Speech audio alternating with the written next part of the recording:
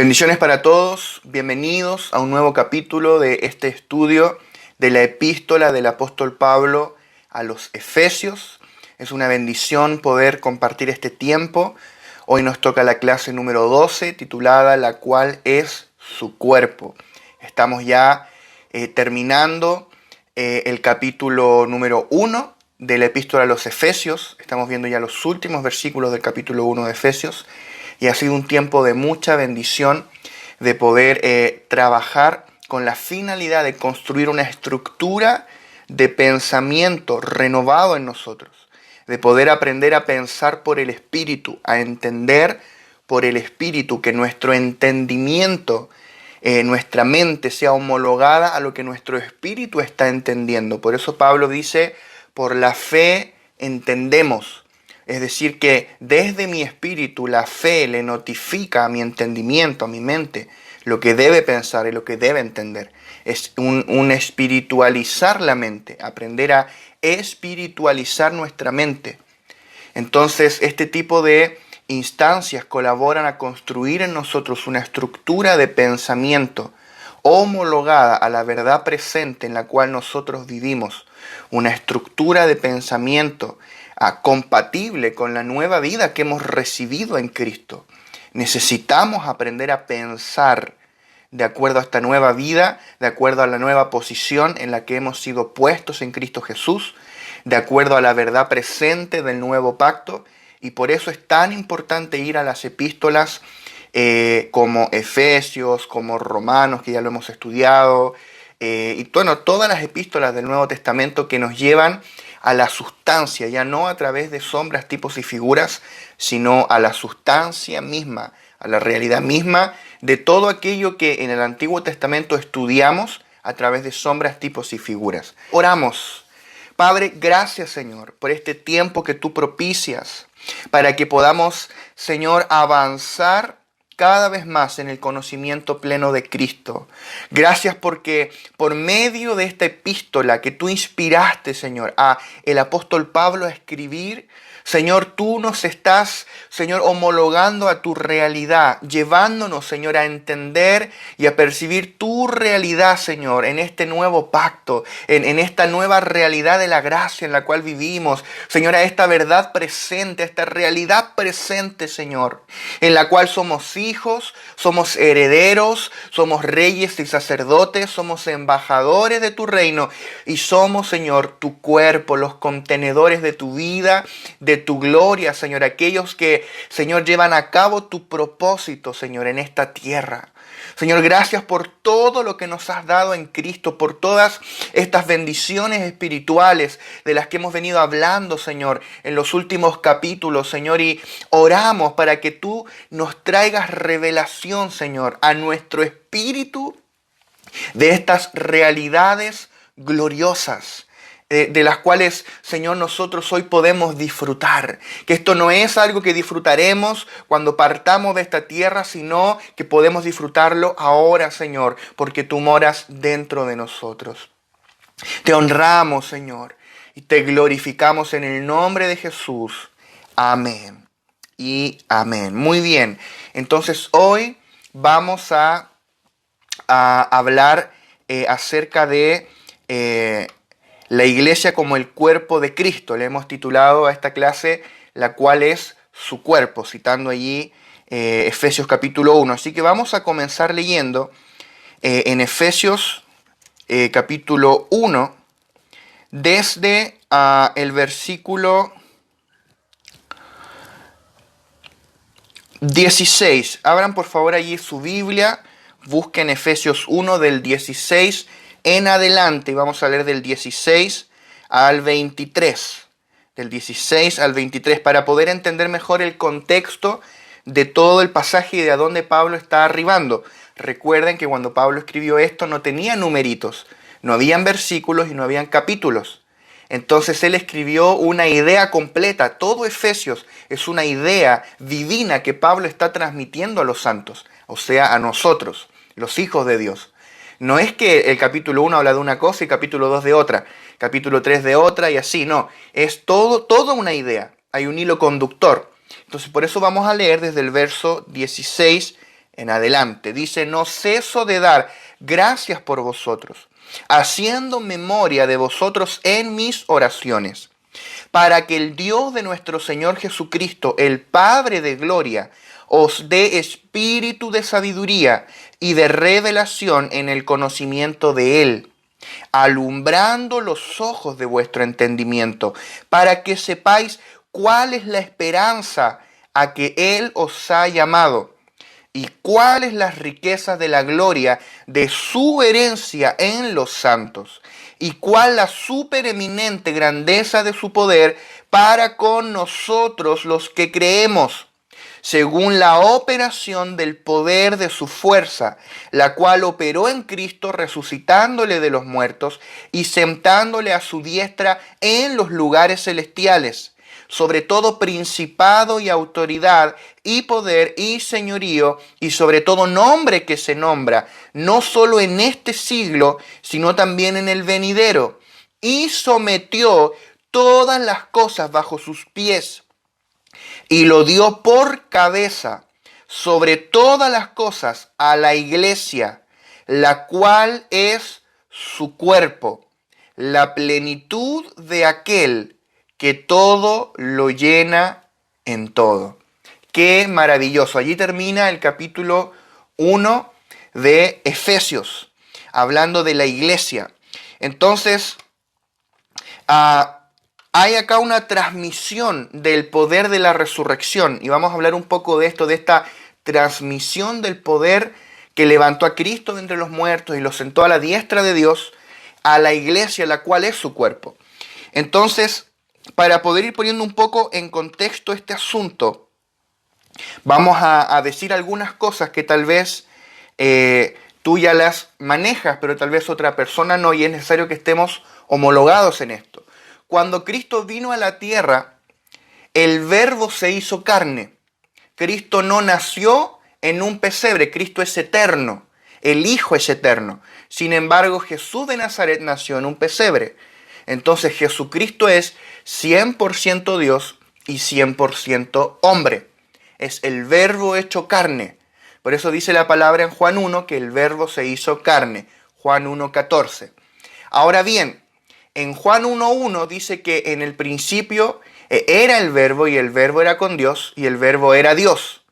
O sea que el Verbo, que es el Hijo, era Dios. ¿Cuál es el punto aquí? Para resumirlo un poco y avanzar a lo que queremos arribar. De que hubo 3 grandes incorporaciones de Dios a lo largo de toda la historia. 3 corporificaciones de Dios. La primera es que Dios se corporificó a sí mismo en el Verbo. Dios se corporificó, Dios se incorporó a sí mismo en el Verbo. ¿Qué es lo que es el Verbo? El Verbo sabemos que es el Hijo, es la segunda persona de la Trinidad. El Hijo, es Cristo. ¿Por qué Juan no puso en el principio era Jesucristo? ¿Por qué Juan tiene que hacerlo tan complicado, verdad? Y coloca en el principio era el Verbo. Sabemos que el Verbo es el Hijo, pero no es exactamente 100% un sinónimo. Es un sinónimo, pero que destaca otro aspecto de la persona del Hijo. Está destacando su aspecto eterno. Lo mismo en cuanto a la iglesia. Si yo te digo la iglesia, el templo, el cuerpo de Cristo, la esposa, todas esas cosas están hablando de la misma entidad, de la iglesia. Pero cada una revela un aspecto distinto de la iglesia. De la misma manera, el hecho de decir que Cristo es el Verbo revela un aspecto de Él. Revela un aspecto de el Hijo que se encarnó. Entonces, ¿qué es lo que significa el Verbo? El Verbo es la palabra. En griego es el logos. Y la palabra es la incorporación del pensamiento. Es la corporificación de nuestros pensamientos. Por ejemplo, si tú vas sentado en el metro o en el bus al lado de una persona, tú no tienes ninguna forma de saber lo que esa persona piensa, a menos que esa persona ponga sus pensamientos por palabras y los exprese. Los pensamientos son inmateriales, los pensamientos son invisibles. La gente no puede percibirlos, nadie puede leer tu mente. Eso no existe, ¿verdad? ¿Cómo tú puedes saber lo que una persona piensa y conocer los pensamientos de alguien? A través de que los ponga por palabras. La palabra es la incorporación del pensamiento. De la misma manera, Dios es invisible. A Dios nadie le vio jamás, dice Juan 1. Pero el unigénito Hijo que está en el seno del Padre, Él le ha dado a conocer.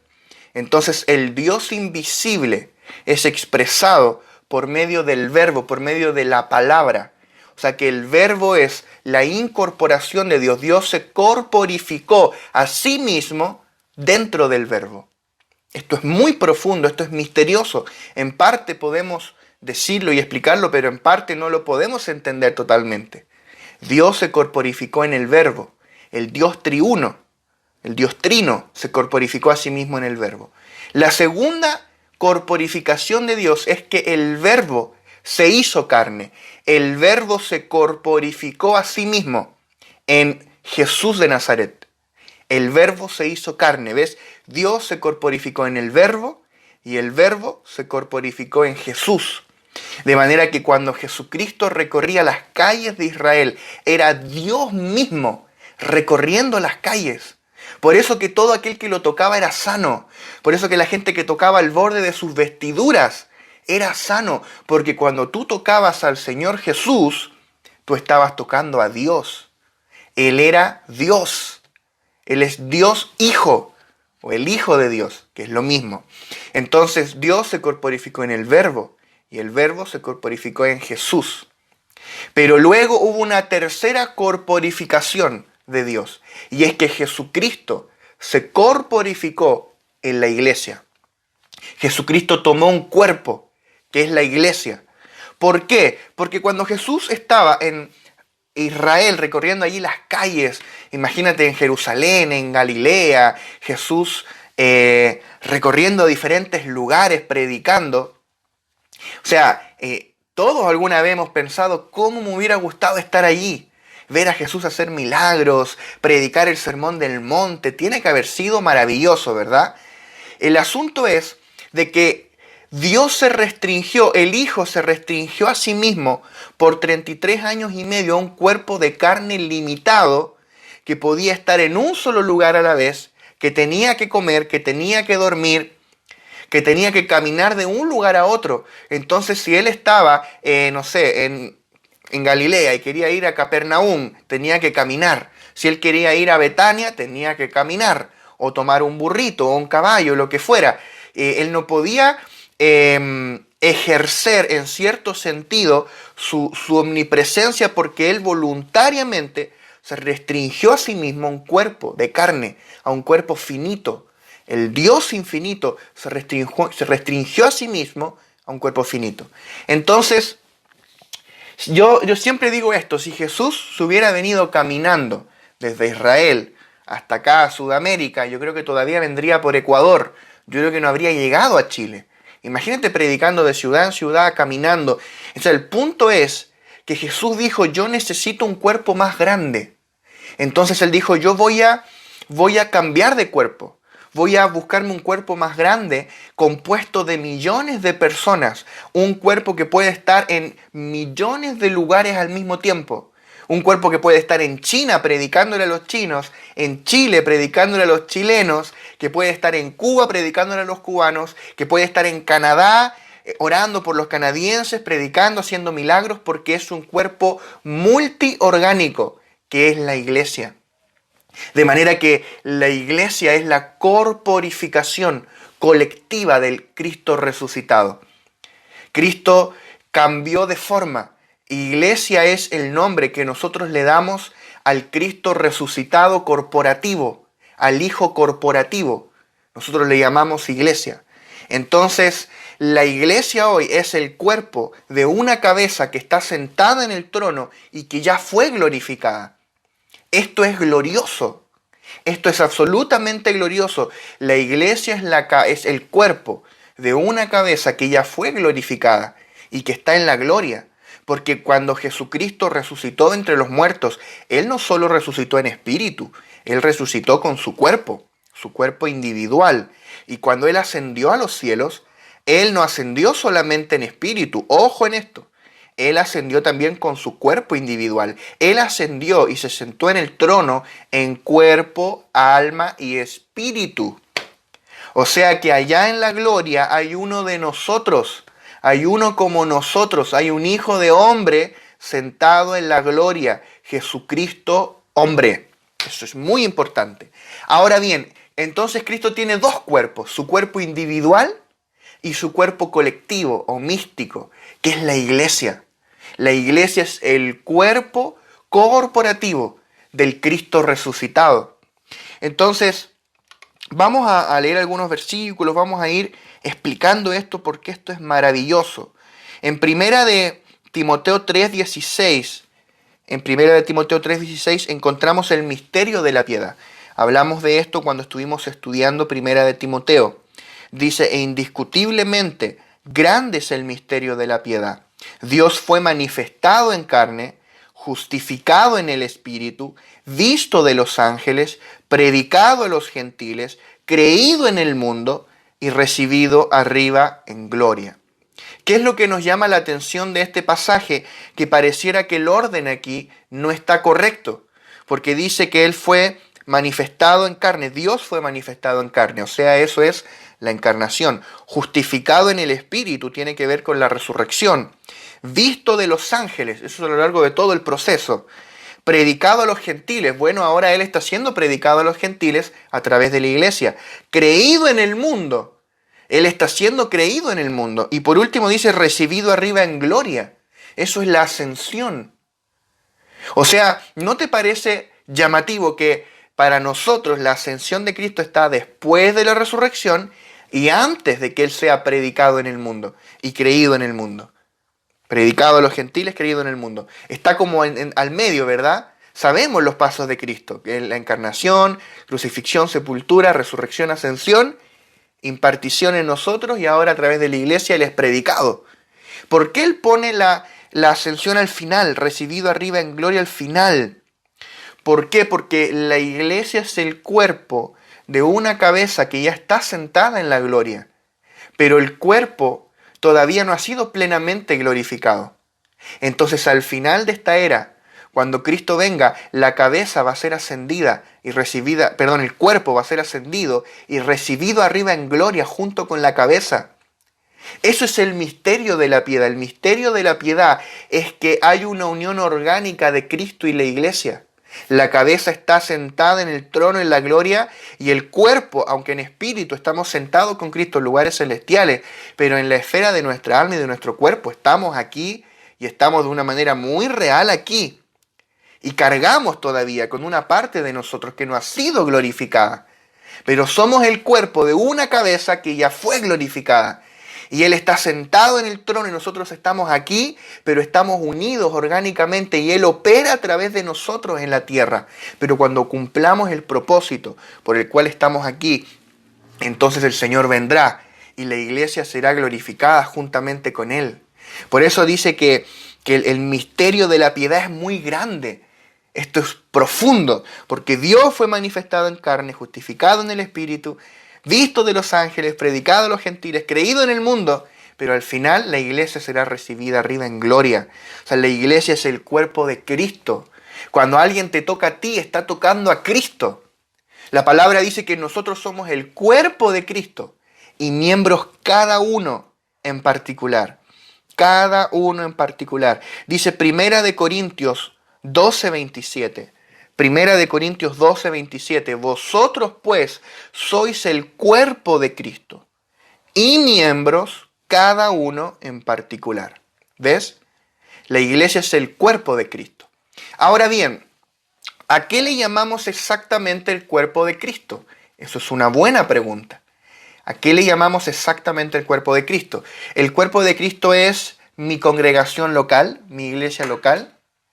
¿O acaso es más grande? ¿El cuerpo de Cristo es tal vez la red de iglesias a la cual pertenecemos, de la cual somos parte?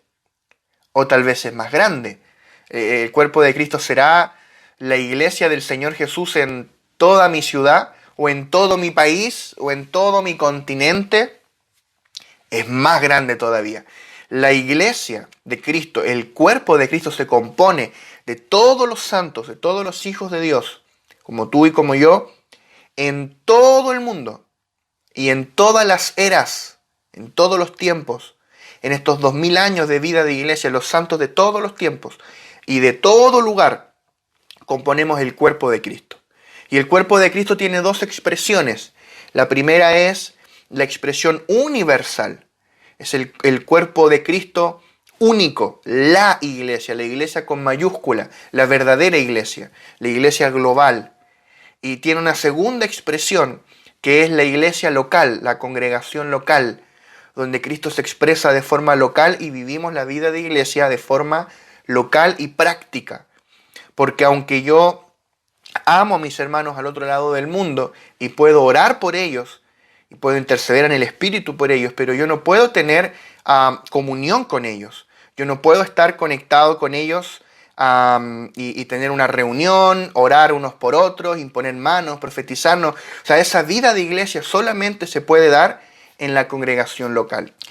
Entonces hay dos expresiones del cuerpo de Cristo. La primera es universal, la segunda es local, la expresión local del cuerpo de Cristo. Retengamos esto. Vamos a ir leyendo algunos versículos más. Colosenses 1:18 dice: y Él es la cabeza del cuerpo, que es la iglesia, Él que es el principio, el primogénito de entre los muertos, para que en todo tenga la preeminencia. ¿Ves? Cristo es la cabeza del cuerpo, que es la iglesia. Efesios capítulo 5, del 23 al 30. Dice el verso 23, porque el marido es cabeza de la mujer, así como Cristo es cabeza de la iglesia, la cual es su cuerpo, y Él es su Salvador. Saltamos al verso 28, dice: así también los maridos deben amar a sus mujeres como a sus mismos cuerpos. El que ama a su mujer a sí mismo se ama, porque nadie aborreció jamás a su propia carne, sino que la sustenta y la cuida, como también Cristo a la iglesia, porque somos miembros de su cuerpo, de su carne y de sus huesos. Todos y cada uno de nosotros somos miembros del cuerpo de Cristo. Somos carne de su carne y hueso de sus huesos. Somos el cuerpo del Cristo resucitado en la tierra. La iglesia no es una organización, es un organismo. Hay una enorme diferencia, abismal diferencia, entre una organización y un organismo. Una empresa es una organización. Tienes un organigrama jerárquico, piramidal, eso es una organización. Y para cierto tipo de proyectos funciona muy bien. Cuando tú armas una empresa necesitas una estructura organizacional. Pero la iglesia no es una organización. La iglesia es un organismo viviente. Opera por una ley de vida intrínseca. Una ley de vida que actúa dentro y que conecta a los miembros. Hay una vida que une los miembros. Así como en tu propio cuerpo la sangre recorre todo el cuerpo, hay una vida que es la vida misma de Cristo que está dentro de ti y dentro de mí, que nos une, que fluye de ti a mí y de mí a ti. Es una vida que nos conecta a todos los santos en todo el mundo. Es la vida de Cristo. Por eso estamos unidos orgánicamente, metabólicamente, biológicamente. Estamos unidos por una vida. Somos miembros del mismo cuerpo y miembros los unos de los otros. Se nos tiene que revelar esto en el Espíritu, amados hermanos. Se nos tiene que revelar. ¿Cómo yo sé que no se me ha revelado el cuerpo de Cristo en su aspecto global? En que yo todavía me creo mejor que las otras iglesias. Todavía creo que mi iglesia es la mejor. O tal vez no lo digo, pero lo pienso, ¿verdad? Que todavía tengo ese aire de superioridad o de competencia o hasta de sectarismo. Todo eso es cuando a mí no se me ha revelado el cuerpo en su esfera global.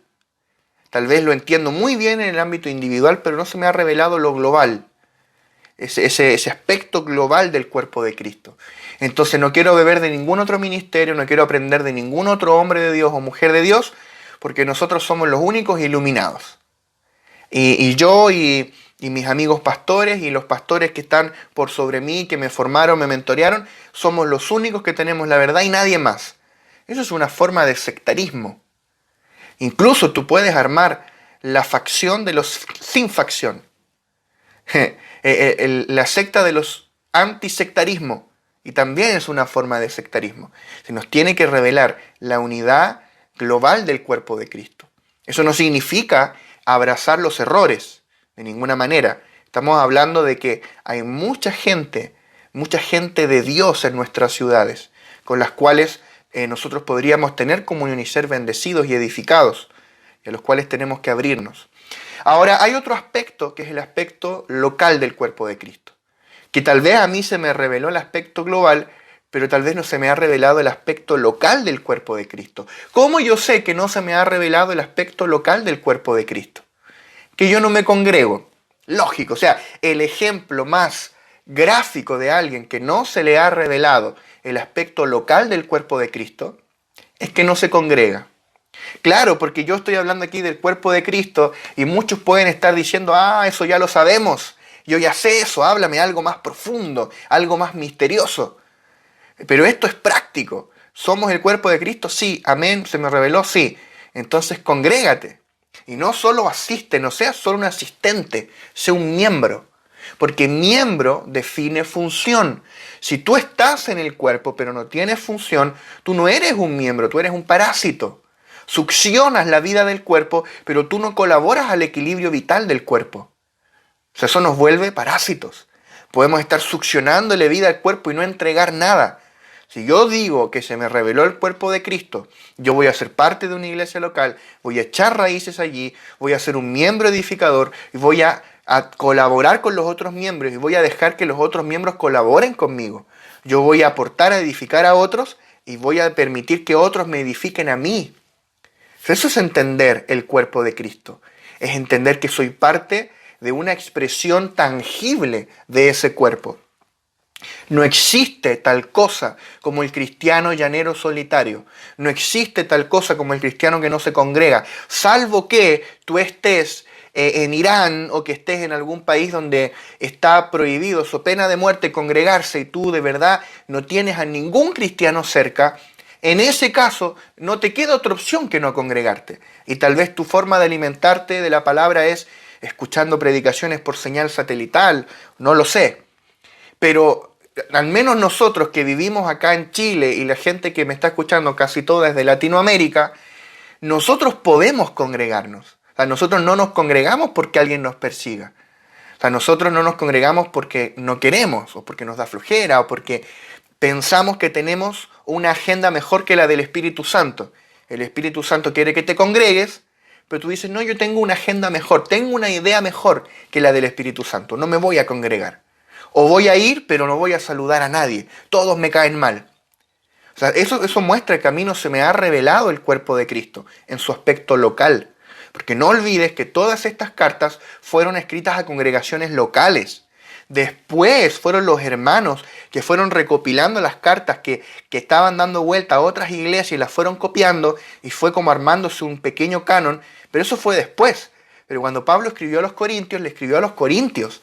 Cuando Pablo le escribió a los Efesios, le escribió a los Efesios, a la congregación. Recuerda que la iglesia, la cual es su cuerpo, iglesia significa congregación, asamblea, es la palabra eclesía.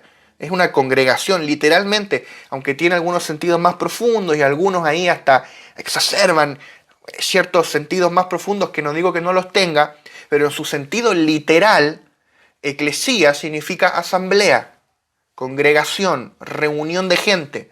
Entonces, si a mí no se me ha revelado la iglesia local, yo no entiendo el cuerpo de Cristo.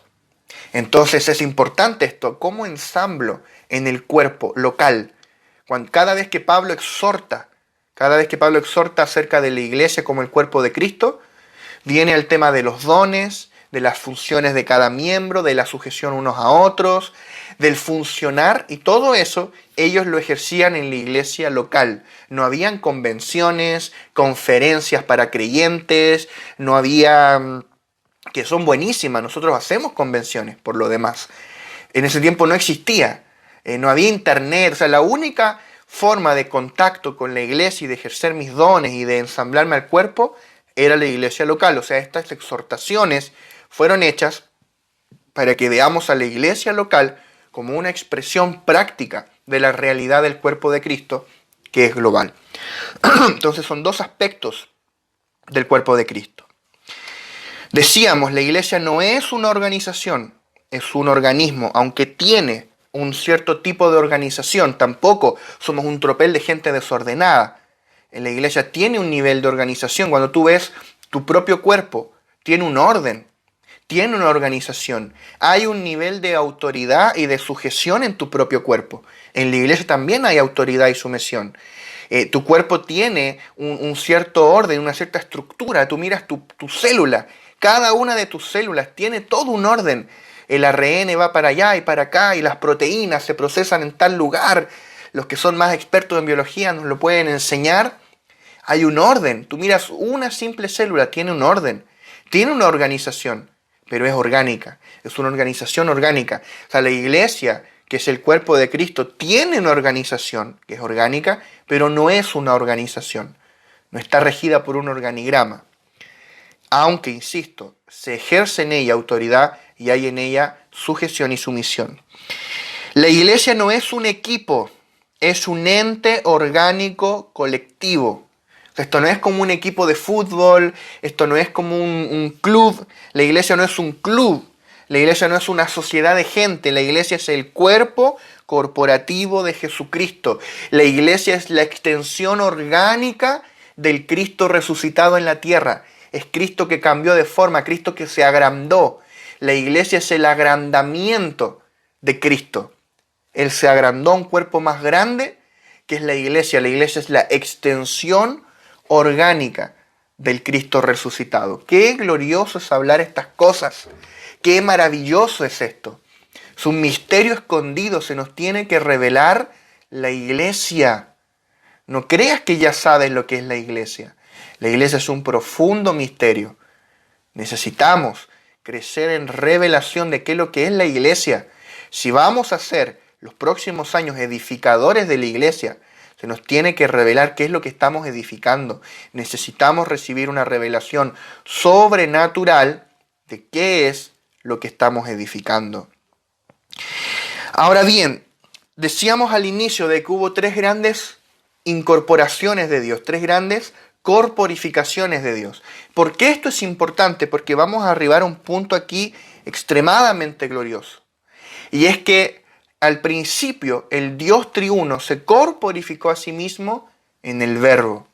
Eso significa que en el Verbo está encerrado todo lo que Dios es y todo lo que Dios tiene. Piénsalo, Dios se corporificó a sí mismo en el Verbo. Es decir, que en el Verbo está encerrado todo lo que Dios es y todo lo que Dios tiene.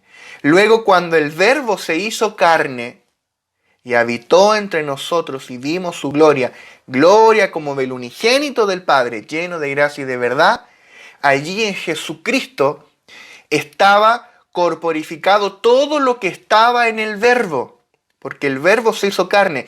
Si en el Verbo estaba todo lo que Dios es, en Jesucristo también habita todo lo que Dios es. Si en el Verbo estaba todo lo que Dios tiene, entonces ahora en Jesucristo está todo lo que Dios tiene. Todo lo que el Dios triuno es y tiene estaba encerrado ahora en Jesucristo. La pregunta es, ¿dónde está Jesucristo ahora? Dentro de nosotros, la iglesia. Dentro de nosotros, colectivamente, corporativamente. Ahora, Jesucristo se corporificó a sí mismo dentro de la iglesia. Es decir, que en la iglesia habita toda la plenitud de la deidad. Todo lo que estaba en el Verbo y que estaba en Jesucristo ahora habita en la iglesia. En la iglesia habita todo lo que Dios es. En la iglesia habita todo lo que Dios tiene. Pero hay un agregado.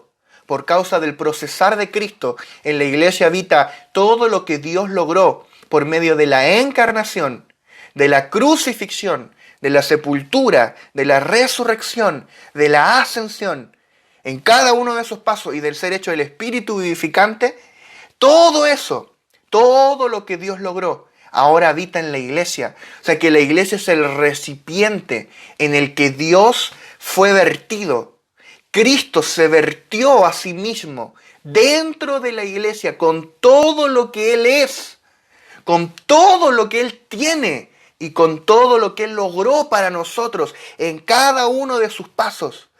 Todo eso fue vaciado en plenitud dentro de la iglesia. La iglesia es el contenedor de la persona misma del Cristo resucitado. La iglesia es el recipiente que contiene, esto es glorioso, la iglesia es el recipiente que contiene todas las inescrutables riquezas de Cristo. La iglesia es la vasija que contiene al Dios triuno morando dentro de nosotros. O sea, dentro de ti habita el Padre y el Hijo y el Espíritu a través del Espíritu que fue impartido en ti. Esto no lo podemos entender en plenitud, pero lo podemos disfrutar. Las inescrutables riquezas de Cristo nos habitan. El hecho de que la iglesia sea el cuerpo de Cristo implica que todo lo que Dios es habita dentro de nosotros. Todo lo que Él es, todo lo que Él tiene y todo lo que Él logró para nosotros. Todas estas riquezas habitan en nosotros. Fueron vaciadas completamente. Completamente vaciadas. No sé si puedes imaginar un tanque lleno de agua y que tú lo vacías en una piscina y toda el agua del tanque ahora está en esa piscina. Es lo mismo que ocurrió. Dios fue vaciado dentro de la iglesia. Todas las riquezas de Dios están dentro de la iglesia. Qué maravilloso es esto. Hubo una transmisión de poder, de gracia, de gloria. Por eso la palabra dice acá que este glorioso poder de la resurrección y de la ascensión fue transmitido a la iglesia. O sea, la iglesia es producida por medio de la ascensión de Cristo y la iglesia es producida por medio del poder que levantó a Cristo de entre los muertos y lo sentó a la diestra de Dios en los lugares celestiales, sobre todo principado y toda potestad y autoridad, no solo en este siglo, sino también en el venidero. Y luego dice, y lo dio por cabeza sobre todas las cosas a la iglesia, la cual es su cuerpo. O sea, por eso Pablo mete aquí la iglesia como el cuerpo de Cristo. Por eso Pablo se pone a hablar del cuerpo de Cristo. No es que él dice, a ver, ¿qué agrego en el versículo 22? ¿Qué le coloco al versículo 23 para que me quede más interesante la epístola? No. Pablo va siguiendo una idea. Pablo va persiguiendo un objetivo en esta epístola, que tiene que ver con llevarnos al disfrute pleno de todas las inescrutables riquezas de Cristo. Recuerda que el libro de Efesios es el equivalente neotestamentario del libro de Josué en el Antiguo Testamento. De la misma manera que Josué introdujo al pueblo en la buena tierra, Efesios nos introduce a disfrutar de la buena tierra que es Cristo y todas las riquezas de esta tierra, que son todas las inescrutables riquezas de Cristo. Y tiene que ver con el Cristo de gloria que fue vaciado dentro de nosotros, que somos la iglesia. Colosenses capítulo 2, verso 9 dice, porque en Él habita corporalmente toda la plenitud de la deidad. En Él habita corporalmente. O sea, en Cristo habita corporalmente toda la plenitud de la deidad. Corporalmente significa a través de un cuerpo. O sea que en Cristo habita toda la plenitud de la deidad por medio de un cuerpo, amados. Por medio de un cuerpo. Esto es maravilloso. Esto es hermoso. En Cristo habita a través de su cuerpo toda la plenitud de la deidad. O sea que todo lo que habita en Cristo, toda esta plenitud de la deidad, habita en su cuerpo que es la iglesia. No sé si estás captando esto. Toda la plenitud de lo que Dios es, habita en la iglesia, habita en su cuerpo, porque en Cristo habita, por medio de un cuerpo, toda la plenitud de la deidad. Y nosotros estamos completos en Él. O sea que sígueme en esto, toda la plenitud de la deidad habita en la iglesia. La iglesia es la corporificación de la plenitud de la deidad. La iglesia es la vasija en la cual fue vaciada toda la plenitud de la deidad. ¡Wow! No alcanzan las palabras en el idioma para explicar esto. Que toda la plenitud de lo que Dios es habita en la iglesia. Ese recipiente para poder expresarlo, habita en la iglesia. Ese es el punto, que esta vida gloriosa necesitaba un mecanismo de expresión, necesitaba algo que la contuviera y que la expresara en el mundo. Y eso es la iglesia. Si vamos un poco a entender qué es lo que es un cuerpo, y quiero hablar un poco de esto, qué es lo que es un cuerpo, o cuál es la función de un cuerpo. La función de un cuerpo tiene que ver enteramente con la vida. La función de un cuerpo tiene que ver con la vida. Un cuerpo tiene dos propósitos por diseño. El primero es contener la vida, y el segundo es expresar la vida, Muy importante. Por ejemplo, tu propio cuerpo o mi cuerpo tiene dos propósitos. El primero es contener la vida. Yo tengo una vida humana que está contenida en este cuerpo. Si este cuerpo se deshaciere, mi vida dejaría el cuerpo, porque el cuerpo contiene la vida humana. La vida humana es un misterio por lo demás. Hay un aspecto inmaterial de nuestra vida humana, pero está contenida en un cuerpo material. O sea, si tú me cortaras la cabeza, por ejemplo, y hasta allí llegó mi vida humana, ¿verdad? Mi alma, mi espíritu, no puede expresarse si no es a través de un cuerpo. Para yo poder vivir en este mundo material necesito un cuerpo material. Es por eso que el cuerpo es un contenedor de la vida. O sea, mi vida humana es contenida por mi cuerpo. Pero además mi cuerpo es un vehículo de expresión. Yo ahora estoy hablando. Estoy poniendo por palabra mis pensamientos, estoy ordenando, y no solo mis pensamientos, sino lo que viene desde mi espíritu, que Dios me está hablando y que pasa desde el espíritu, pasa por mi mente y es expresado en palabras. Todo eso yo lo puedo expresar porque yo tengo un cuerpo. Puedo mover las manos, puedo gesticular, puedo reírme, puedo echarme para atrás. Todo eso lo puedo hacer porque tengo un cuerpo. Un cuerpo contiene la vida y a la vez expresa esa vida. De la misma manera, la iglesia, como el cuerpo de Cristo, tiene estas dos funciones. La primera función de la iglesia es contener la vida, es ser esta vasija en la que Dios es vaciado. Dios es vaciado, vertido en toda su plenitud dentro de la iglesia, para que la contenga. O sea, la iglesia es este contenedor que contiene toda la plenitud de la deidad. ¡Qué maravilloso! Pero no solo eso, no solo contenemos la vida, nuestro propósito es también expresar esta vida en el mundo. O sea, la iglesia es el vehículo de expresión de Cristo en la tierra. La iglesia es el vehículo de expresión de la vida de Cristo que nos habita. Cristo ejecuta sus órdenes, sus propósitos en la tierra por medio de su cuerpo que es la iglesia. Si yo, por ejemplo, pienso y digo, quiero café. ¿Cómo yo voy a ejecutar esa orden por medio de mi cuerpo? Mi mano va a venir, va a tomar acá la taza de café, ¿verdad? Y mi boca va a tomar. Ahí tomé un poco de café y en este momento mi garganta, el esófago, todo está trabajando para que yo pueda ejecutar esa orden que yo di, que es quiero tomar café, ¿verdad? O sea que el cuerpo es el instrumento ejecutor de la cabeza. O sea, mi cabeza dijo, yo quiero tomar café.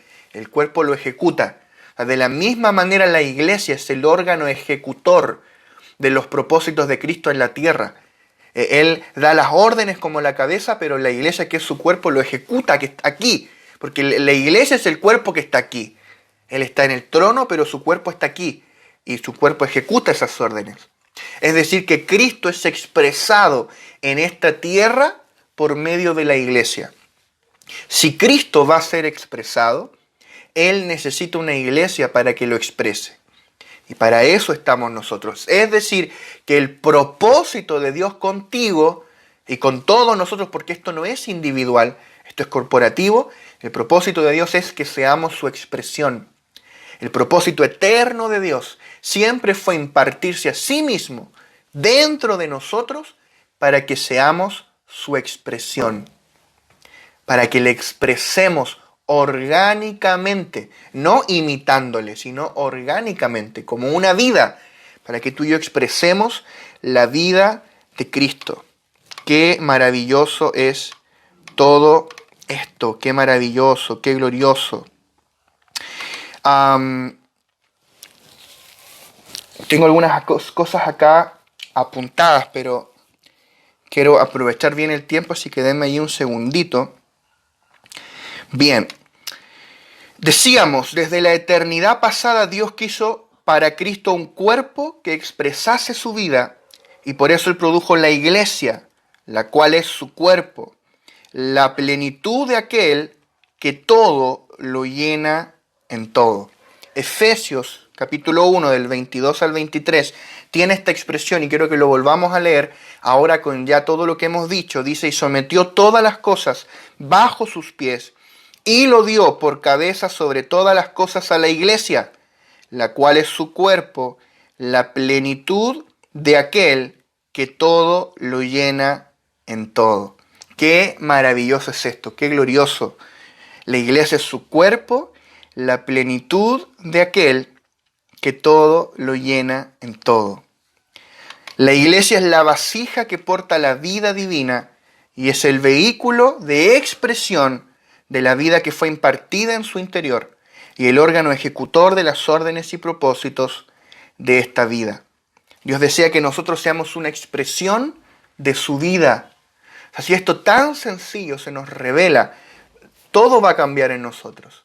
El propósito de nuestro estar aquí es que seamos una expresión de su vida, ser la expresión orgánica de su vida. Eso es el cuerpo. Un cuerpo es una expresión orgánica, una expresión de una vida. Y es por eso que la iglesia como el cuerpo de Cristo es la expresión de la plenitud de la deidad. La iglesia es la expresión de la plenitud de la deidad, porque en él habita corporalmente toda la plenitud de la deidad, ¿verdad? O sea que en la iglesia habita toda la plenitud de la deidad, para que la iglesia sea la expresión de la plenitud del Cristo glorioso que nos habita. Esto es el misterio de la piedad, este es el misterio de Cristo que a nosotros se nos tiene que revelar, que la plenitud de la deidad fue vaciada en la iglesia. Y la única forma de que la plenitud de la deidad sea expresada en esta tierra es por medio de una iglesia que la exprese. No que vayamos a recibir algo que no tenemos, sino que lo que ya hemos recibido, que es la plenitud de todo lo que Él pueda ser dado a conocer. Que Él tenga, este es el deseo de Dios y este es el deseo que consume mi corazón, amados hermanos. Que el Señor Jesucristo tenga una iglesia. Que en nuestros días, que en nuestra generación, Él tenga una iglesia, Él encuentre una iglesia que exprese toda la plenitud de lo que Él es, la plenitud de toda su persona, la plenitud de todas sus inescrutables riquezas. Ese es el deseo del corazón del Señor. Y ese es el deseo que consume mi interior. Es en pos de ese anhelo que yo trabajo como ministro del Evangelio. Ese es el deseo por el cual debemos trabajar, que el Señor tenga en nuestros días una iglesia, que Él encuentre una iglesia que pueda expresar la plenitud de todo lo que Él es, no solo una parte. Hay partes de Él que ni hemos tocado. Hay partes de Cristo que no hemos tocado, no las hemos tocado. O tal vez nosotros tocamos una parte y otro ministerio tocó otra parte y otro ministerio otra. Por eso que el cuerpo de Cristo es uno, porque el cuerpo, no un miembro, el cuerpo expresa la plenitud de la deidad. Un miembro tiene una parte. Mis pulmones hacen una parte del trabajo, mi corazón hace otra, los huesos otra. Todo hace una parte. Pero el cuerpo es el único capacitado y constituido para expresar la plenitud de una vida interior. Solamente el cuerpo de Cristo puede expresar la plenitud de la deidad. Por eso la iglesia debe ser llevada al conocimiento pleno de Cristo y de todo lo que ya posee en el nuevo pacto para que lo pueda expresar. Porque si tú no conoces lo que portas, no hay posibilidad de que tú puedas expresarlo. Por eso necesitamos ser llevados a la estatura de un varón perfecto, al conocimiento pleno de Cristo. Es para eso.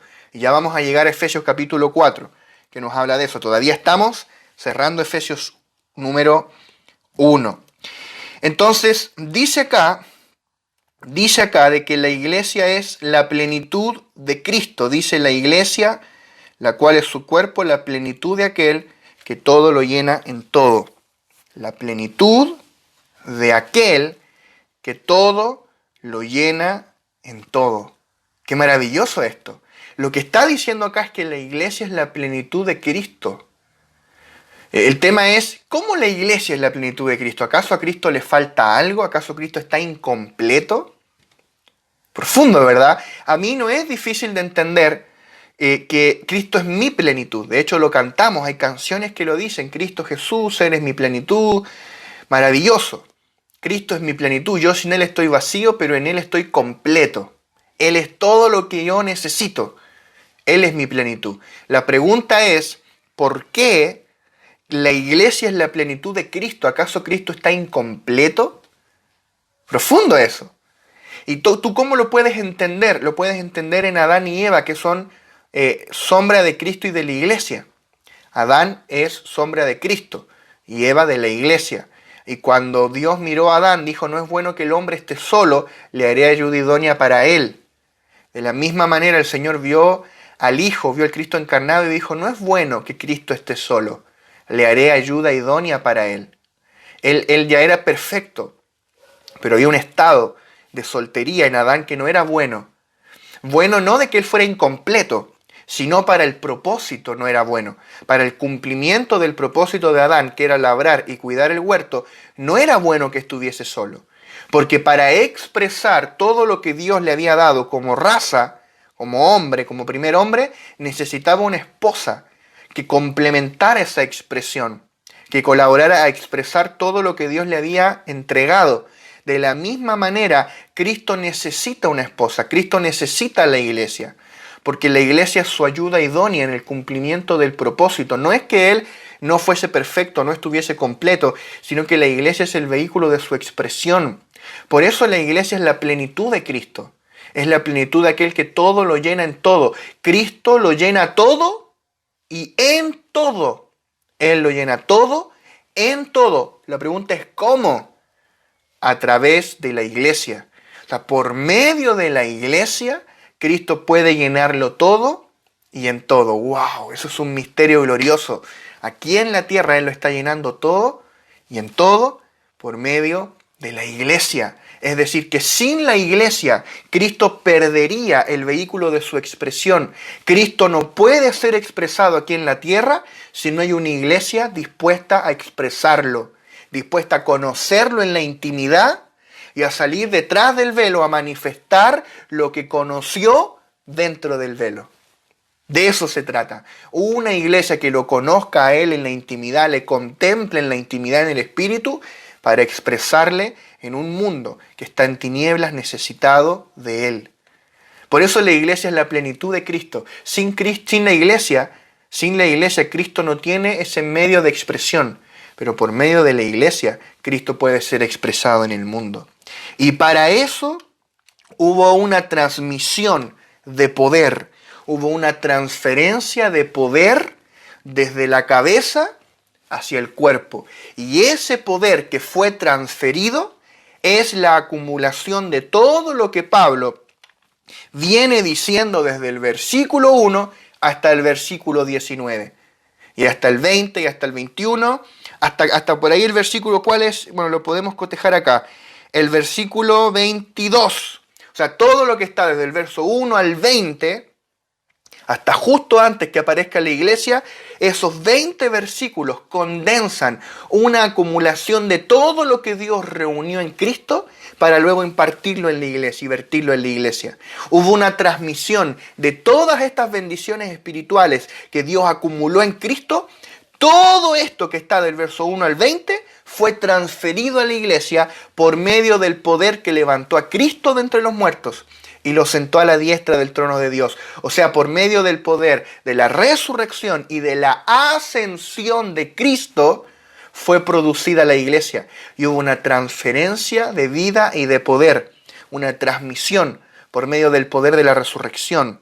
Entonces, si vemos allí en el verso 19, habla de la supereminente grandeza de su poder para con nosotros los que creemos, según la operación del poder de su fuerza, la cual operó en Cristo, Sigue hablando de este poder, resucitándole de los muertos, sentándole a su diestra en los lugares celestiales, sobre todo principado y autoridad y poder y señorío, y sobre todo nombre que se nombra, no solo en este siglo, sino también en el venidero. Y sometió todas las cosas bajo sus pies, y lo dio por cabeza sobre todas las cosas a la iglesia, la cual es su cuerpo. ¿Ves? El cuerpo es el resultado producido por esta transmisión del poder de la resurrección y de la ascensión de Cristo a la iglesia. Esta es una gloriosa transmisión que se lleva a cabo desde Cristo a la iglesia, no necesariamente a ti en forma individual, sino a su cuerpo colectivamente. También debemos decir que esta es una transmisión continua, ya que nunca cesa su fluir. O sea, es un fluir constante del poder de la resurrección y de la ascensión en nosotros. En ti opera este poder de la resurrección, opera en nosotros como el cuerpo de Cristo. Por eso tú no puedes apartarte de la iglesia del Señor, porque es en su cuerpo donde opera la autoridad del Cristo resucitado.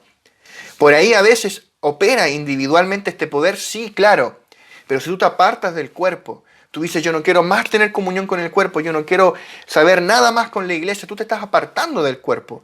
Y la autoridad del Cristo resucitado y ascendido opera en el cuerpo, porque Él puso todas las cosas debajo de sus pies, no debajo de un miembro, sino debajo de los pies.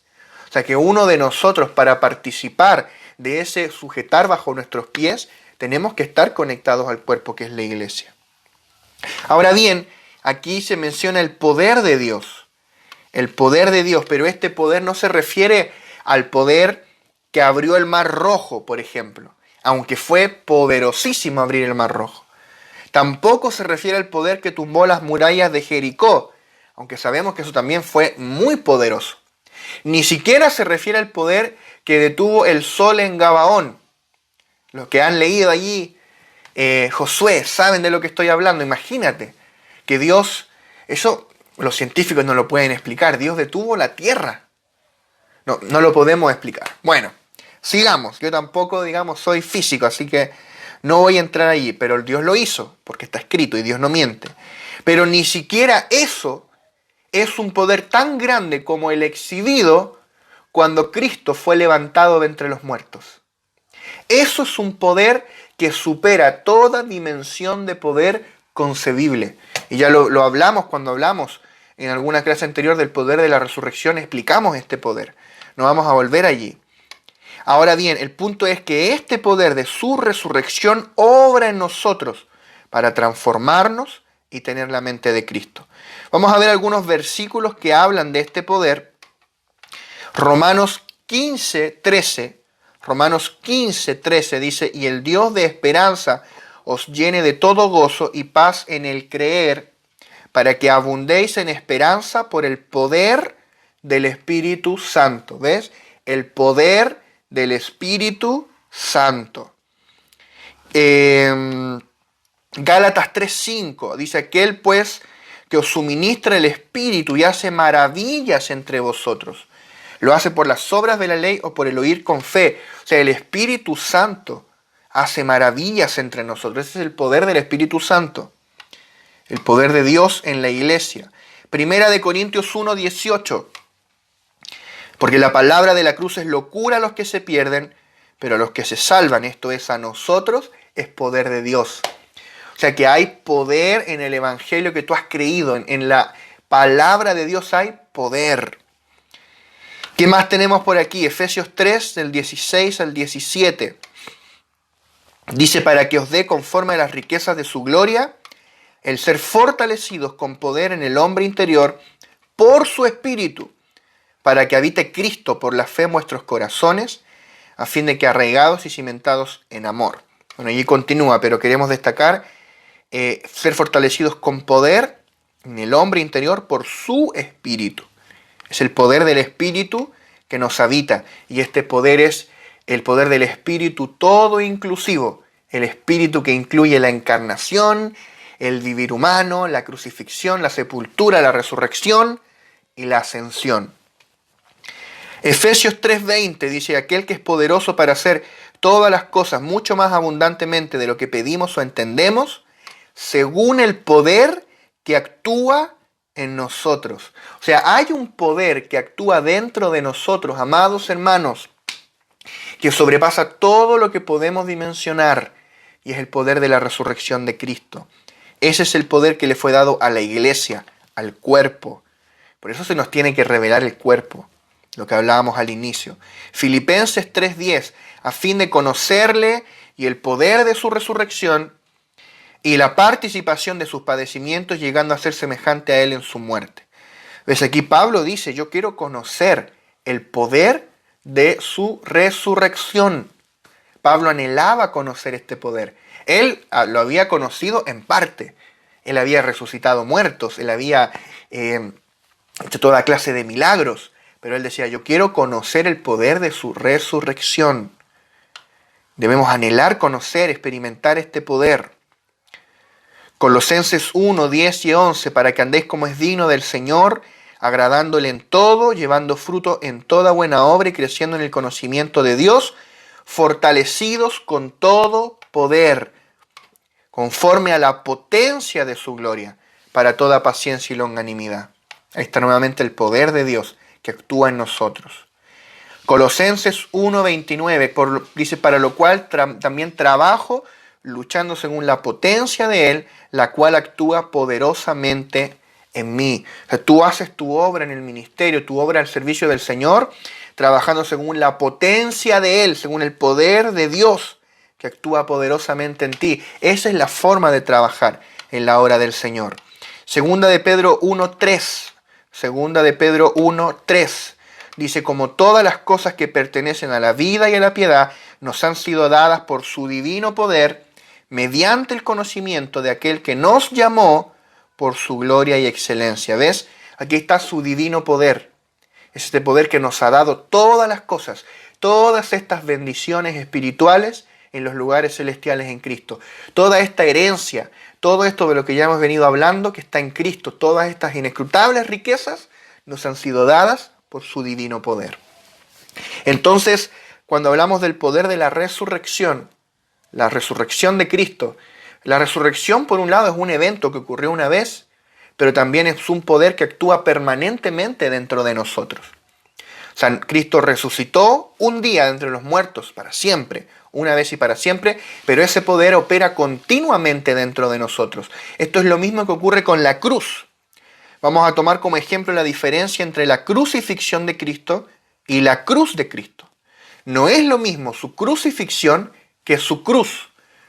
Cuando hablamos en su crucifixión, ese es el día hace 2000 años en que Cristo fue crucificado. Su crucifixión. Pero si yo hablo en su cruz, no estamos hablando de la cruz física e individual, sino el principio de la cruz, el poder de la cruz que actúa dentro de nosotros para matar nuestro ego, nuestro yo y toda la vida adámica para que opere en nosotros la vida de Cristo. O sea, cuando hablamos de permanecer en su cruz, cuando hablamos de que su cruz actúe en nosotros, estamos hablando del poder de su muerte, matando en nosotros todo lo adámico. No estamos hablando de que vamos a ir a Israel al Gólgota. Ya no está esa cruz allí. Por lo demás, no sabemos dónde estará. Y tampoco importa dónde está. El asunto es que ahora el poder de la cruz actúa en nosotros. Por ejemplo, Gálatas 2:20, con Cristo estoy juntamente crucificado y ya no vivo yo, mas vive Cristo en mí. O sea, ahí tú ves la crucifixión y tú ves la cruz. O sea, Pablo dice, esta cruz ahora opera en mí y yo estoy crucificado juntamente con él. Segunda de Corintios 4, del 10 al 12, dice, llevando en el cuerpo siempre por todas partes la muerte de Jesús. ¿Ves? O sea, Cristo murió una sola vez, dice la palabra, una sola vez y para siempre, por los pecados. Pero ahora yo muero, cada día, Pablo decía, cada día muero. Llevo por todo lugar su muerte. O sea, el poder de su muerte actúa sobre todo lo adámico en mí para que yo pueda impartir vida, un fluir puro de la vida de Cristo en otros. Llevando en el cuerpo siempre por todas partes la muerte de Jesús para que también la vida de Jesús se manifieste en nuestros cuerpos. Porque nosotros que vivimos siempre estamos entregados a muerte por causa de Jesús, para que también la vida de Jesús se manifieste en nuestra carne mortal. De manera que la muerte actúa en nosotros y en vosotros la vida. O sea, ahí vemos este principio, la cruz y la crucifixión. La crucifixión como un evento único, pero la cruz como un principio, un poder que opera en nosotros. De la misma manera, el poder de la resurrección. Cristo resucitó una vez, pero este poder actúa permanentemente en nosotros. Es una transmisión constante. Esta transmisión comenzó en Pentecostés y continuará por toda la eternidad. Entonces, tenemos que ver de que nosotros somos el cuerpo de Cristo en la nueva creación. Somos el cuerpo de Cristo en la nueva creación. Como hombres naturales, nosotros no somos buenos para el cuerpo. Por lo tanto, se debe poner fin al género de Adán en nosotros por medio de la obra consumada de la cruz. Ni siquiera nuestro espíritu humano es bueno para el cuerpo de Cristo. ¿En qué sentido? De que también debe ser redimido, debe morir y ser resucitado, debe recibir la nueva vida, ser regenerado. Antes de morir, Jesús tenía muchos seguidores, pero no tenía un cuerpo. Así que era necesario que Él muriera y resucitara. Y de esta forma puso fin a la carne y a la vieja naturaleza. Es semejante al grano de trigo que cae en tierra y muere para llevar muchos frutos. Después de resucitar, lo dio por cabeza a la iglesia, de manera que el cuerpo de Cristo existe completamente en la nueva creación. O sea, el cuerpo de Cristo es un asunto enteramente de la nueva creación. El cuerpo de Cristo no fue creado cuando Cristo estaba en la carne. Fue producido cuando Cristo resucitó y ascendió a los cielos y se impartió como el Espíritu. Allí fue producido el cuerpo de Cristo. O sea, que es enteramente de la nueva creación. Por ende, todo lo que hay en mí de la vieja creación no pertenece a la esfera del cuerpo de Cristo. No pertenece a la iglesia. ¿Cuántos saben que nosotros somos la iglesia? Amén. El punto es que no todo en mí es iglesia. Lo que hay de Adán en mí, eso no es iglesia. Solamente aquello de Cristo que hay en mí, eso es parte de la iglesia.